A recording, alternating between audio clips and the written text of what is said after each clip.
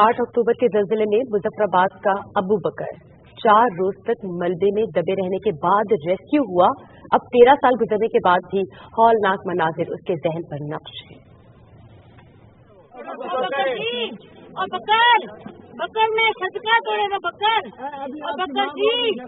अबू बकर महज 7 बरस का था जब आजाद कश्मीर के दारुल हुकूमत मुजफ्फराबाद में 8 अक्टूबर के क़यामत खेज ज़लज़ले ने क़यामत सुग़रा बपा की थी।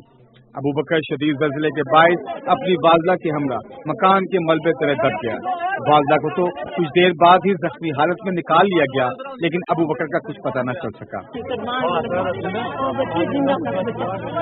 जब अबू बकर की जिंदगी के आसार नजर न आए तो घर वाले भी नाउमीद हो गए, मगर उसकी दादी ने हिम्मत न हारी और वो हर आने जाने वाले को कहती रही कि इनका पोता जिंदा है। 4 रोज बीत गए कि इमदादी कार्रवाइयों में मशगूल पाक फौज का एक दस्ता उधर आ निकला।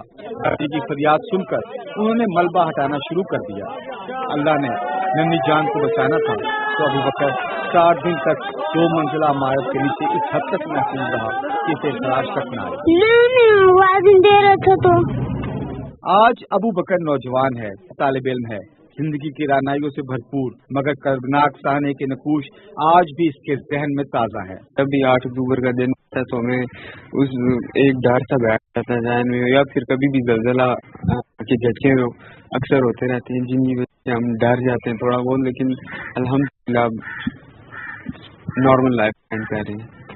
अल्लाह की कुदरत से और आर्मी की बहुत बहुत बहुत कोशिशों से मेरा बच्चा 4 दिन के बाद हमें वापस जिंदा सलामत मिल गया। अलमिया कुछ भी हो, इससे बच जाने वाले हमेशा अलमिया की अलमनाकी को भूल नहीं पाते, खास तौर पर जब एक 7 साल का बच्चा मलबे तले दबा हो, मदद के लिए पुकारे और इसे मालूम ही ना हो कि सिर्फ इसका घर नहीं बल्कि शहर भर के मकान जमीन बोझ हो चुके हैं। महमूद मुस्लिम, पाकिस्तान टेलीविजन न्यूज़, इस्लामाबाद।